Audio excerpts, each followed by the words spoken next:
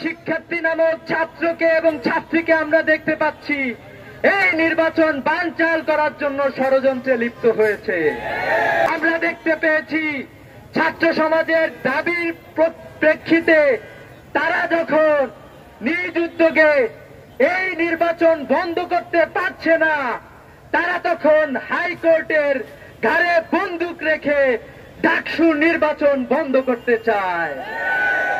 আমরা হাইকোর্টের বিচারকদেরকে বলতে চাই, আপনারা দেখেছেন বিগত সময়ে বাংলাদেশে এমন বিচারপতি তৈরি হয়েছিল যারা বলতো, যারা স্কাইপের মাধ্যমে পরামর্শ করে চক্রান্ত করে বিচার ব্যবস্থাকে কলঙ্কিত করেছিল, যারা বিগত 16 বছরে ফ্যাসিবাদকে বাংলাদেশে স্টাবলিশ করেছে।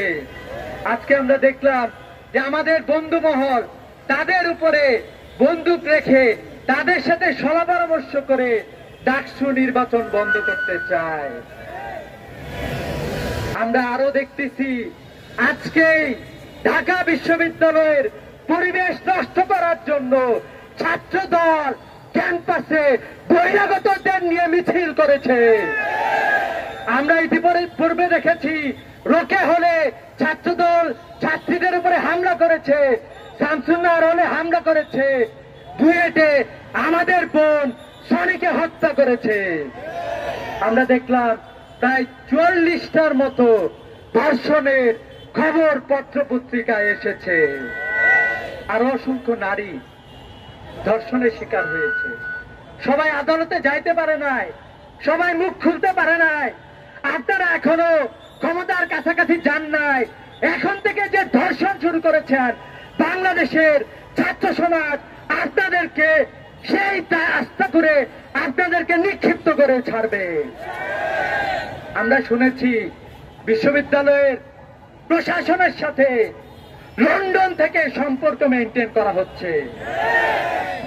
ছাত্রদল যা করে সবকিছুর পরামর্শ লন্ডন থেকে আসে।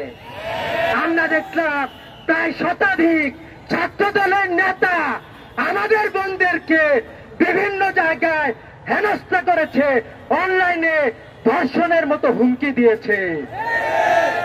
আমরা বলতে চাই, এই প্রত্যেকটা দায়ভার যিনি দিচ্ছেন তাকে দায়ভার নিতে হবে। ক্যাম্পাসে একটি অস্থিতিশীল পরিবেশ করার জন্য বাহির থেকে ষড়যন্ত্র করছেন। ছাত্র সমাজ সবকিছু বুঝে, সবকিছু জানে। যদি ডাকসু আক্রান্ত হয়, আমরা ধরে নিব ডাকসু আক্রান্ত হয়েছে লন্ডনের প্রেসক্রিপশনে। আমাদের ক্যাম্পাস যদি কোন অস্থিতিশীল পরিবেশ সৃষ্টি হয়, বহিরাগতদেরকে যারা প্রবেশ করিয়েছে আমরা ধরে নিব এটা ঘটেছে লন্ডন থেকে। বাংলাদেশের ছাত্র সমাজ জুলাই বিপ্লব ঘটিয়েছে এই ধর্ষণকারীদের বিরুদ্ধে, এই অত্যাচারীদের বিরুদ্ধে, এই চাঁদাবাদীর বিরুদ্ধে। ছাত্র সমাজ ঐক্যবদ্ধ হবে, রাস্তায় থাকবে।